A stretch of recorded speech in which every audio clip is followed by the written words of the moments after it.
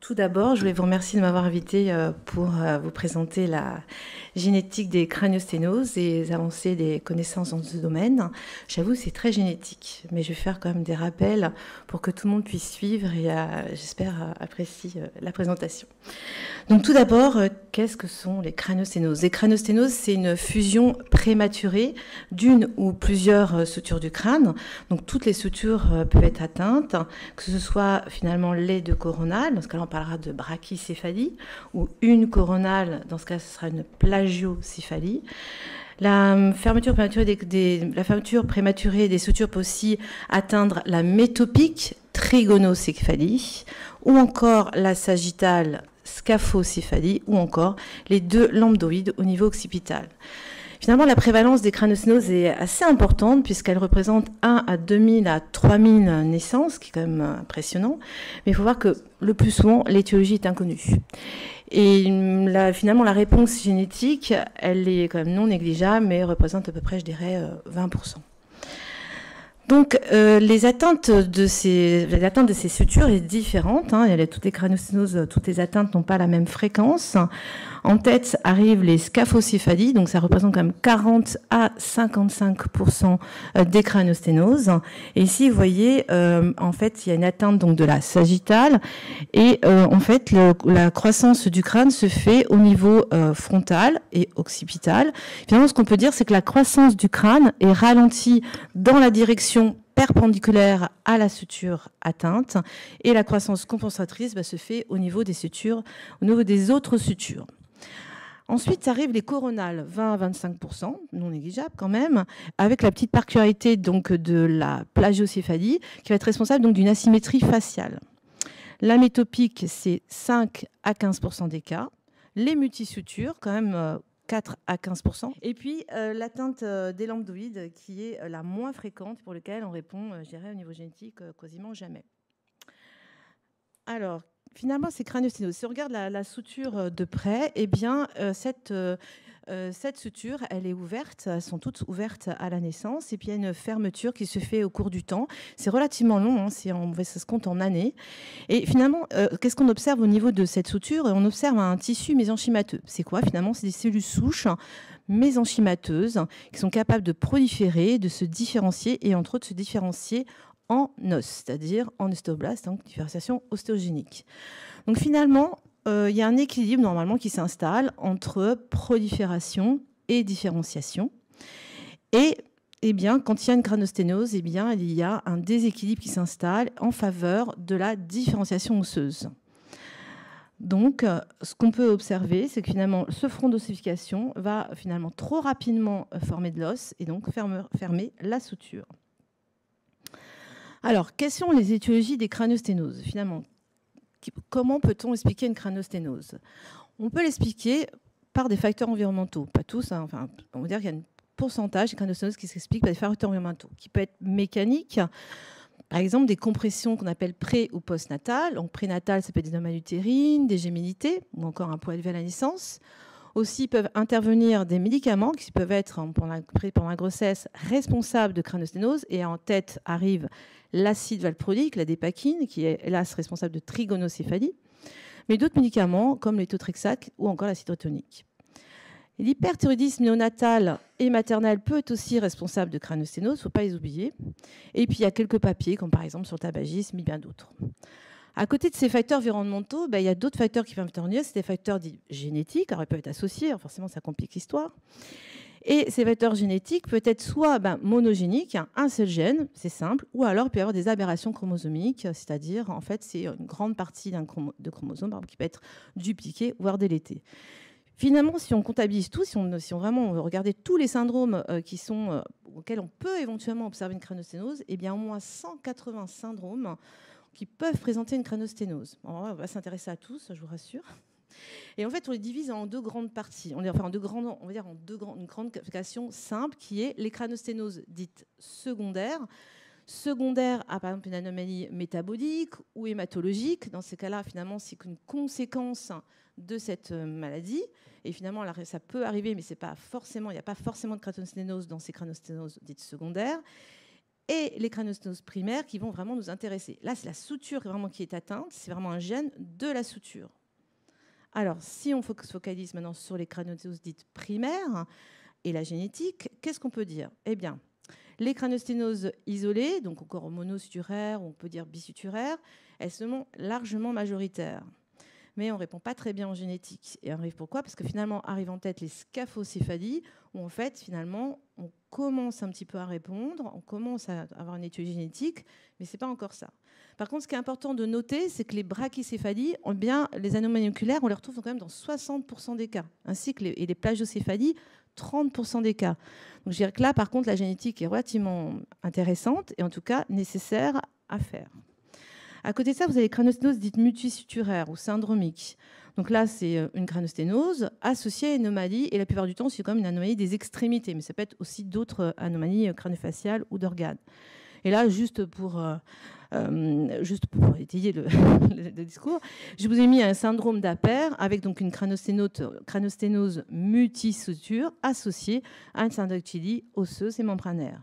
Donc finalement, si on prend en vrac toutes les cranosténoses primaires, eh bien, on trouve une anomalie moléculaire d'environ 20% des cas.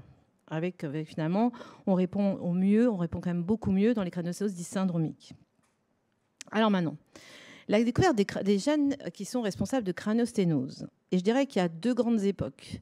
L'époque des années 90, ça remonte. C'est l'époque du séquençage dit Sanger, où nous, en fait, on était capable de séquencer exon par exon, c'est-à-dire, en fait, c'était fastidieux.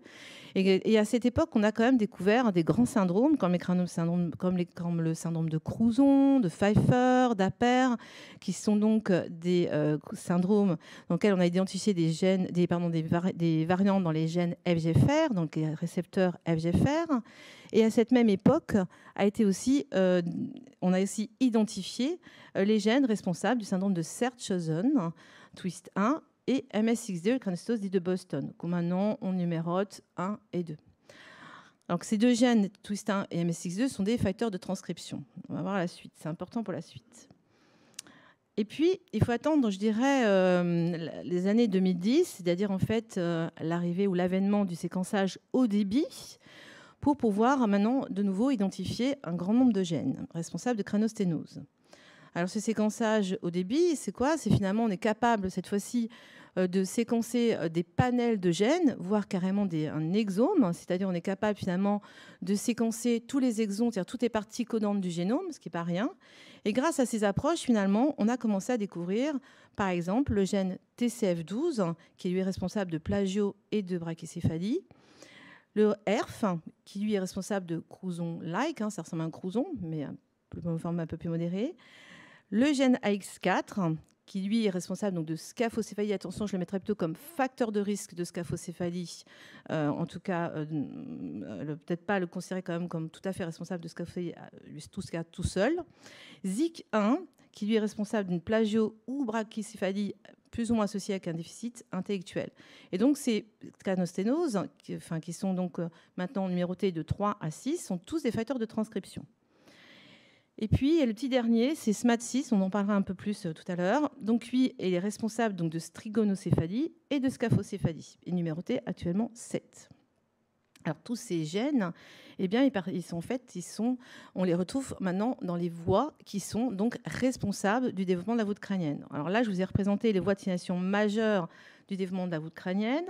En fait, ce qu'il faut retenir, on va dire, parce que c'est quand même assez chargé comme diapo, c'est retenir qu'il y a 3 grandes voies. La voie du FGFR, la voie du TGF-bêta-BMP et la voie Wnt, on va dire bêta-caténine. Toutes ces voies, finalement, elles ont un seul objectif, eh bien, pouvoir synthétiser des gènes qui sont responsables de la différenciation ostéoblastique et donc de l'os. Alors, la voie FGFR dont on a déjà parlé, puisque c'est la grande voie qui est responsable du syndrome de Pfeiffer, Crouzon, etc., et d'Apert, eh bien, toutes les mutations sont dites gain de fonction. C'est-à-dire, en fait, la voie de signalisation est activée, on va dire, trop activée. Et donc, du coup, il y aura une différenciation génique qui va s'installer. Trop précoce. Ensuite, ici, vous avez donc tous les gènes, ou plutôt tous les facteurs de transcription qui sont responsables des cranosténoses qu'on connaît bien actuellement. Vous avez TCF12, twist 1, ERF etc. Donc tout cela, ils sont donc des inhibiteurs de la voie d'FGFR. Donc en fait, nous, on n'observe que des mutations dites perte de fonction. Donc vous avez une levée d'inhibition et donc du coup, vous avez des marqueurs ostéogéniques qui sont augmentés, donc une différenciation trop précoce. La voie Wnt. La voie Wnt, elle est extrêmement importante dans le développement de la voûte crânienne, mais alors là, hélas, au niveau des gènes candidats dans la craniosténose, pas grand-chose. À part AXIN2, c'est le seul qu'on retrouve dans quelques publications, mais qui, de toute manière, nécessiterait une confirmation. Et surtout, pour l'instant, AXIN2 est surtout impliqué dans les godoncies.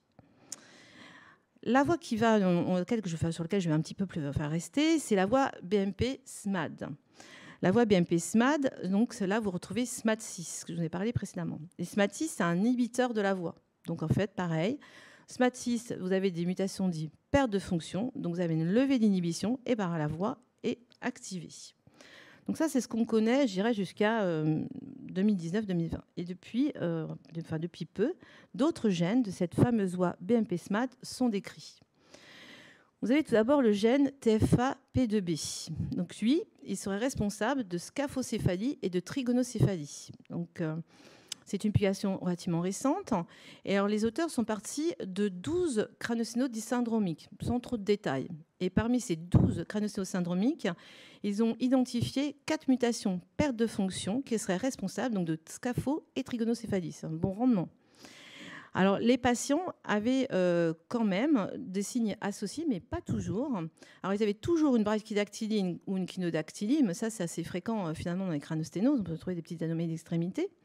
Ce qui est intéressant, c'est qu'il y avait surtout dysmorphie faciale, mais ça c'est dû à la craniosténose, avec on observe, donc là, malgré que ce soit une trigonocéphalie, c'est vrai qu'ils peuvent avoir dans ce cas même un hypertellorisme malgré la trigonocéphalie et de bien implanté. Mais ce qui est surtout intéressant, c'est qu'ils avaient aussi une persistance du canal artériel, mais elle n'était pas à 100%, elle était qu'à 50%. Et ce gène, qui est aussi un facteur de transcription de cette voie, finalement, il est déjà connu. Il est connu dans le syndrome de Char.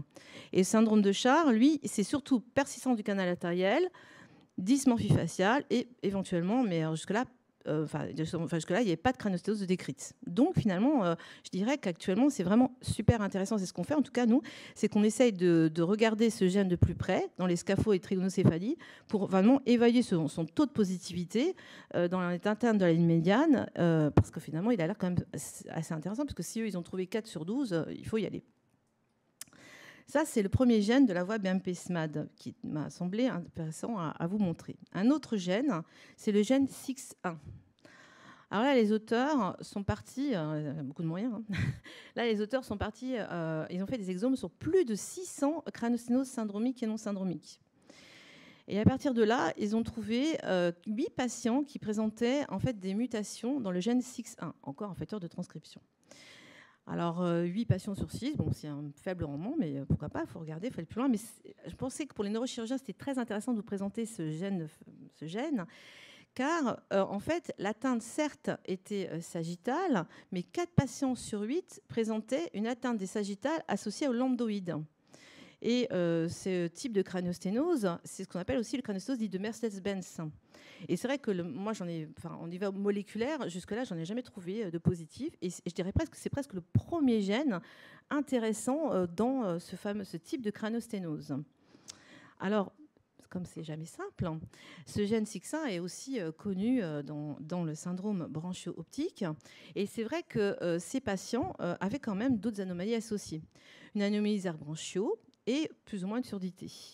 Mais donc, on peut finalement le présenter comme un élargissement du spectre phénotypique de SIX1, et je pense qu'il ne faut vraiment pas le négliger dans ces types de craniosténose dites Mercedes-Benz. Voilà. Alors, on va quitter la voie BMP-STAT pour maintenant s'intéresser, je dirais, plutôt à une nouvelle voie impliquée dans les craniosténoses. Alors, c'est une vieille histoire. C'est une vieille histoire parce que c'est la voie JAK-STAT. Alors, en 2011, grâce à toujours une approche exome, les auteurs ont identifié le gène IL11RA. Donc là, on change complètement de domaine. On est dans les cytokines. Donc, le gène IL11RA, il code pour ce qu'on appelle l'interleukine 11 récepteur alpha. À l'époque, en 2011, en fait, ils développent leur cas et qu'on a retrouvé depuis. Hein, on en a quand même pas mal des craniosténoses de type des craniosténoses qui sont dues à IL11RA. Eh bien, ce gène est responsable de craniosténose complexe, multisuture. On peut appeler aussi crouson récessif parce qu'en fait, le mode de transmission est récessif. Et au départ, était forcément toujours associé à une anomalie dentaire, ce qui n'est pas toujours le cas, mais on va dire fréquemment associé à une anomalie dentaire. Et qu'est-ce qu'il y a comme anomalie dentaire? Des dentitions permanentes retardées, une malocclusion dentaire et des dents surnuméraires ectopiques. On voit bien sur la radio. Alors en fait, le taux de positivité, il est vraiment intéressant. Il est autour de 15%. C'est en fait, si on ne trouve pas de mutation dans FGFR2 pour expliquer finalement, pour expliquer un crouson, finalement, on trouve la plupart du temps quand même une mutation dans ce gène IL11RA. Donc, ce gène UL11RA, je vous ai dit, c'est la voie de JAK-STAT, c'est la voie des cytokines. Et donc, on trouve toujours des mutations inactivatrices de cette voie de signalisation. Et vous voyez qu'ici, ce récepteur est toujours associé à ce qu'on appelle GP130, une partie du récepteur qui s'appelle GP130. Et ce récepteur GP130, il est commun à d'autres récepteurs de cytokines. Eh bien, justement, il est commun à d'autres récepteurs de cytokines et récemment a été aussi identifié des mutations dans GP130. Alors, le gène qui code pour GP130 s'appelle IL6ST. Alors, ce gène aussi est très connu. Il est responsable du syndrome d'hyper-IgE de type 4 et qui est un mode de transmission récessif et qui est normalement responsable, ce qu'on connaît, d'un déficit immunitaire héréditaire néonatal avec des taux d'IgE très élevés. On sait qu'il peut être associé à une crâniosynostoose, une scoliose progressive et avec toujours un anomalie dentaire du type conservation d'orientation temporaire. Et ce qui est intéressant dans cette publication, c'est qu'il montre que finalement le diagnostic principal, le diagnostic de cet enfant là qui vous est représenté, c'est la scaphocéphalie. Cet enfant avait une scaphocéphalie, avait des anomalies dentaires, et en fait, ils sont tombés sur une mutation donc, de ce gène IL6ST. Et ils se sont posés, et en fait, du coup, il a fait comme des infections respiratoires, enfin, des infections à partir de 6 mois, mais après, en fait, c'est arrivé dans un deuxième temps. Et se sont posé la question pourquoi finalement, parce que comme GP130, normalement on a forcément une infection, enfin c'est forcément plutôt un gène de déficit immunitaire. Et ils sont aperçus que finalement cette mutation en fait, inactivait préférentiellement la voie de IL11, mais pas celle de IL6 par exemple. Donc en fait, c'est vraiment une mutation qui était spécifique de la voie de signalisation IL11. Donc ça veut dire aussi que ce gène-là, il ne faut quand même pas le négliger dans les crâniosénoses, surtout si c'est la première chose qu'on voit, c'est le premier signe clinique que l'on voit à la naissance. Alors, juste quelques mots finalement sur le côté l'explication physiopathe, parce que finalement, les crâniosénoses qui sont dues à des mutations des gènes qui sont impliqués dans cette voie-là, qu'est-ce qui se passe? On n'est pas dans la formation osseuse, loin de là. Eh bien, d'abord, il y a un modèle de souris qui est invalidé pour IL11RA, qui est connu, et ces souris présentent toute une DMO, une densité minéraire osseuse très élevée, mais due à une réduction ou à une diminution de la différenciation ostéoclastique. Et c'est évidemment... ces auteurs montrent, quand ils étudient IL11RA, que cette diminution de la résorption osseuse entraîne finalement une diminution de la formation osseuse. Et ce qui est important à retenir, c'est finalement c'est un problème de l'ostéoclaste, c'est plus un problème de l'ostéoblaste. Donc du coup, il en conclut que forcément IL11, vous pouvez imaginer, est très important dans le modelage osseux. Et si on regarde de plus près, finalement, les sutures et les mâchoires de ces souris, on confirme bien qu'il y a une résorption osseuse qui est réduite. Et c'est bien la première fois qu'on applique vraiment une autre voie, mais cette voie, c'est la voie ostéoclastique. Alors, si on compare par rapport aux souris qui sont invalidées pour GP130, alors là, forcément, il y a des anomalies squelettiques qui sont observées, mais c'est dû à la fois des anomalies ostéoblastiques et ostéoclastiques. Un dernier mot sur cette voie, parce qu'il y a encore un autre gène, on descend dans la voie et cette fois on est au niveau de STAT, au niveau des STAT 3. Alors c'est vrai qu'il y a eu aussi un cas, aussi à confirmer, c'est un seul cas, mais intéressant, en tout cas ça m'a paru intéressant de vous le montrer, c'est un cas où en fait c'est une mutation dans STAT 3 qui est responsable de crâniosénose multisuture. Alors, cet enfant présentait à 2 ans une pansinostose, un exorbitisme, une hypovisite d'étage moyen, donc vraiment une craniosténose. Et grâce à une approche exome, décidément, c'est un genre d'approche exome qui résout tout, il découvre une mutation de novo dans le gène STAT3. Alors, pareil, le gène STAT3 a été, lui, associé à un syndrome d'hyper-IgE, bien connu. Donc, ils sont allés donc mesurer le taux d'IgE, ils se sont aperçus qu'il était élevé. Et voir que finalement, cet enfant a fait une infection respiratoire qu'à partir de l'âge de 3 ans. Donc en fait, c'est pareil, c'est la même histoire que celle que je vous ai présentée précédemment, c'est que finalement, c'est la craniosclénose qui arrive en premier et les infections respiratoires ou les infections multiples après. Donc pareil, c'est un gène, je pense, qu'il faut en tout cas rechercher lorsqu'on a une craniosténose.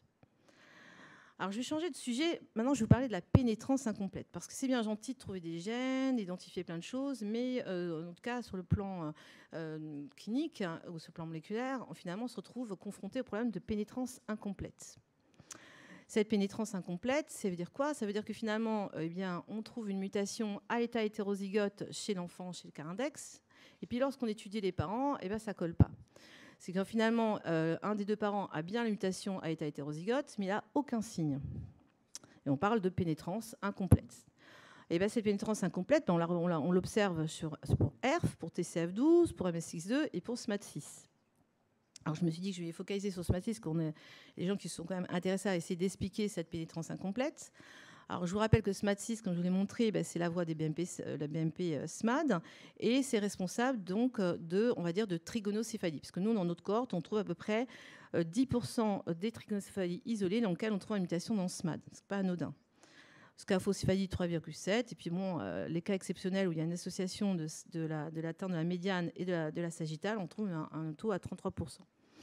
Mais le problème, c'est qu'en fait, on a une pénétrance de l'ordre de 50%. Alors forcément, pour le conseil génétique, c'est moins intéressant. Alors, des auteurs ont essayé de l'expliquer en associant un polymorphisme. Alors, ils associent un polymorphisme qui est dans une zone de régulation de BMP2. Bon, BMP2, ça nous va bien, parce que BMP2, c'est la voie BMP SMAD et c'est la voie de créanosténose. Et en fait, en étudiant leur famille, ils considèrent, donc là, quand vous avez D, c'est délétère, donc les cas sur les arbres génétiques, les cas index ont des D parce qu'ils ont toute la mutation, état hétérozygote. Et au niveau de ce polymorphisme dans BMP, ils sont soit sauvages, donc T, donc une forme de protection, soit ils sont C et en augmentation du risque de créanosténose. Et ils expliquent dans leur modèle qu'il faut avoir l'association de SMAD, de la mutation dans SMAD, plus ce variant, donc ce polymorphisme dans BMP2, donc région de régulation de BMP2. Ils confirment même leur modèle en étudiant le zébrafiche, ce modèle poisson-zèbre, où ils surexpriment, ils ont une surexpression d'expression du gène BMP2 lorsque le variant est C au lieu de T. Donc, ils ont une augmentation de la vaccination du BMP et un mécanisme que j'ai déjà démontré pour les scaphocéphalies. En fait, je dirais que cette explication, elle est quand même un tout petit peu controversée, parce qu'on voit que le polymorphisme, il est très fréquent, il est quand même 20% dans la population générale. C'est quand même difficile de vraiment confirmer son rôle. Alors, moi, je dirais qu'en tout cas, mon expérience personnelle, c'est que quand il a l'état homozygote, je pense que c'est vrai. C'est vrai qu'il y a quand même un effet, parce que c'est vrai qu'on trouve très souvent chez les enfants qui ont des trigonocéphalies ce variant à l'état homozygote, mais on s'arrête là. Je pense que c'est compliqué d'aller plus loin, en tout cas de le confirmer sur être significativement différent.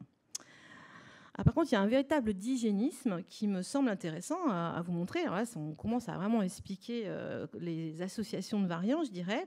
C'est lorsqu'on a un variant délétère, donc TCF12 et SMAD6.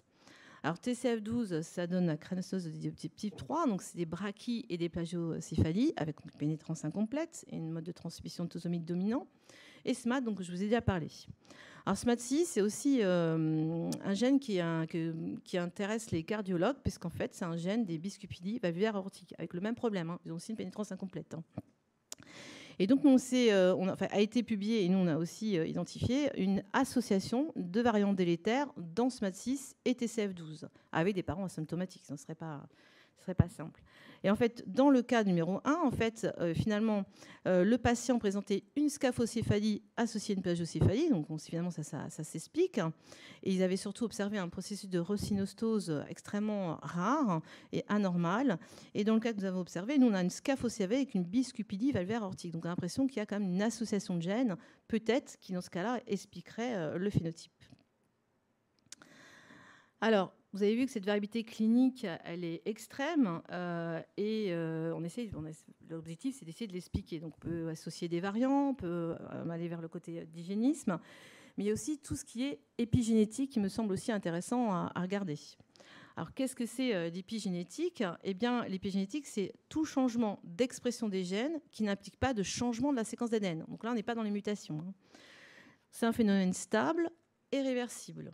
Alors, la régulation épigénétique, elle peut être modifiée par des conditions environnementales, des produits chimiques, vous avez vu, tout à l'heure on en a parlé, des médicaments, pourquoi pas une compression une compression néonatale. Et donc, finalement, ces facteurs environnementaux peuvent influencer ce qu'on appelle peuvent influencer l'activité des enzymes modificatrices de l'ADN. Par exemple, si on parle d'une méthylation d'ADN, on a moins d'expression de certains gènes. Donc, si on arrive à moduler finalement l'activité de ces enzymes, on peut aussi, finalement, pourquoi pas, être à l'origine d'une cranosténose. Donc, par exemple, ces produits ou ces facteurs environnementaux peuvent modifier l'activité des enzymes modificatrices de l'ADN, comme la méthylation d'ADN, aussi l'organisation de la chromatine, modification des histones, ou encore, voire même, l'expression des gènes régulés par l'action des ARN non codants.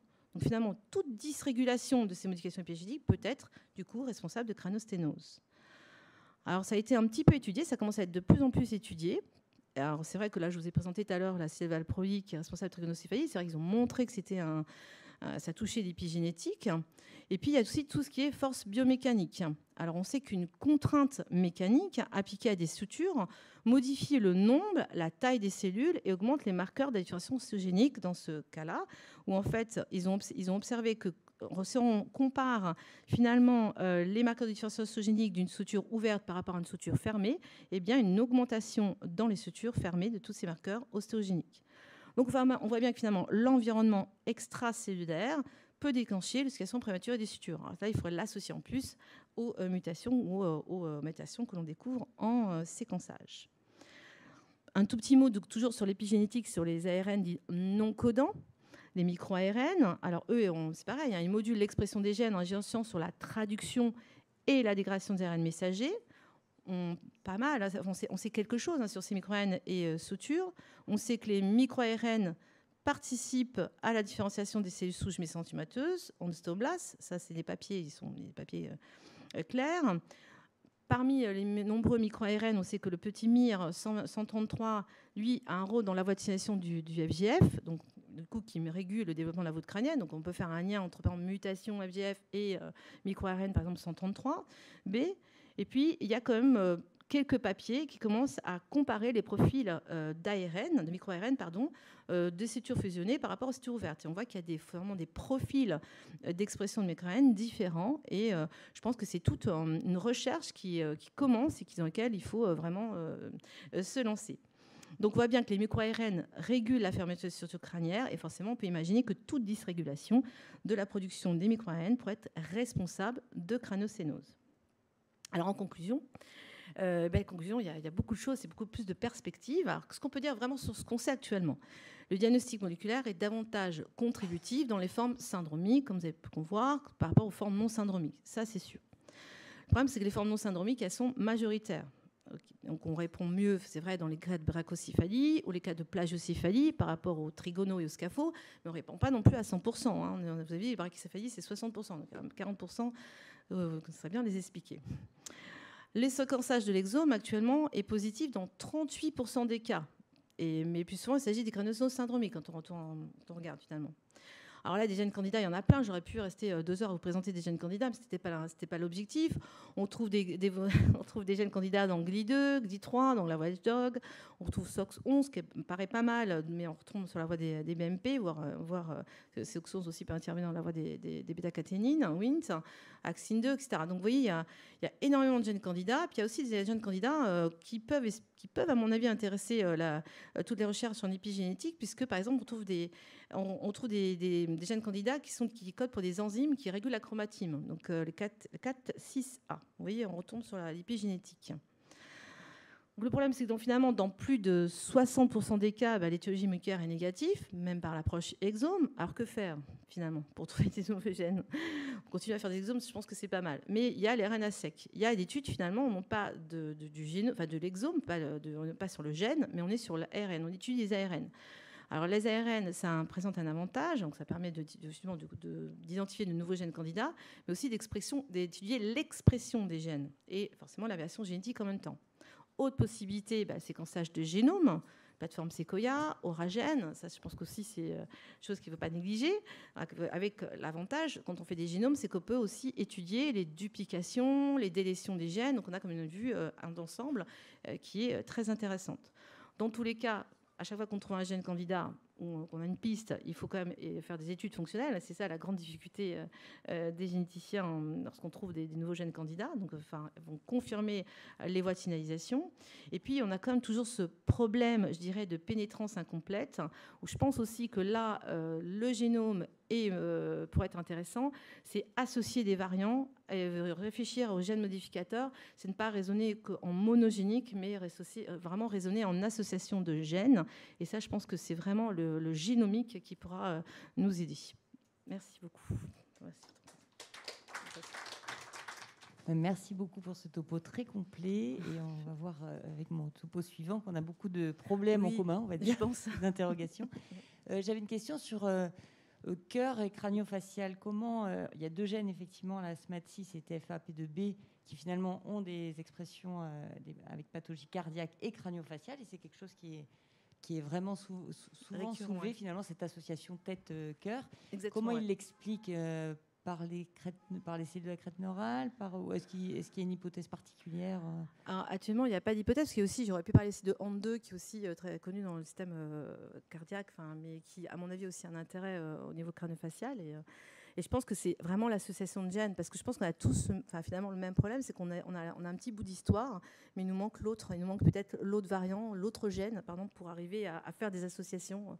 Ah oui, mais là, c'est le même gène qui donne à la fois... Oui, mais il y a autre chose. C'est-à-dire qu'il y a ce gène-là, mais c'est mon hypothèse, hein, il y a ce gène-là qui est commun et autre chose, et ça permet de bifurquer, je sais pas, vers le cœur ou vers l'os ou... voilà. Mais parce qu'en fait, il faut quand même imaginer que par exemple TCF12, ça se dimérise avec Twist1. Donc en fait, on a presque finalement le même phénotype parce que c'est une dimérisation entre TCF12 et Twist1. Donc là, l'association, elle est facile, je dirais. Mais après, je pense qu'il y a des associations qu'on ne connaît pas et finalement, c'est vraiment le monde des facteurs de transcription et finalement de l'ARN en fait. C'est pour ça que je pense que l'ARN à sec, c'est une approche qu'il ne faut pas négliger, que ce soit pour répondre à ces questions-là. Je vais rebondir, il y avait une question du chat, comment l'association préférentielle avec les anomalies des extrémités dans les craniosténoses, qui était une des questions du chat. Qu'on voit surtout avec les FGFR, en fait. Oui. Qu'on voit, là, c'est vrai que j'avais plus parlé des craniosténoses isolées, donc c'est vrai que la question, c'est finalement, est-ce qu'on l'explique ? En fait, on explique parce que la voie des FGFR, elle est importante pour tout ce qui est développement des extrémités et aussi du crâne. En fait, c'est une voie commune aux deux, quoi. Mais c'est vraiment la voie des FGFR. Sinon, les autres voies, je ne pense pas que ça soit la voie une bêta-catéine dans les extrémités, elle soit vraiment très importante. Après, il y a HDOG, mais ça, j'en ai pas parlé. Je voulais juste présenter GLI3 et GLI2 qui sont des jeunes candidats. Donc, je n'aurai pas plus d'explications que la voie des FGFR. Je vais poser une question encore de l'Assemblée, puis je reviendrai sur les questions du chat. Oui, bonjour Corinne, je suis Dr Paternostar, neurochirurgienne de l'équipe crânio-faciale à Necker. Merci beaucoup pour la présentation, toujours très claire. Je voulais juste poser la question de point de vue du clinicien qui essaye un peu d'un côté de comprendre et de l'autre côté d'aider un peu à évoluer un peu dans la discussion, parce que la question est très simple. Sur les formes complexes, on vous envoie, on fait de la recherche et on arrive à trouver plein de choses. Sur les formes simples, ça devient compliqué. Est-ce qu'alors on étude tout le monde? Est-ce qu'on étude tous les enfants?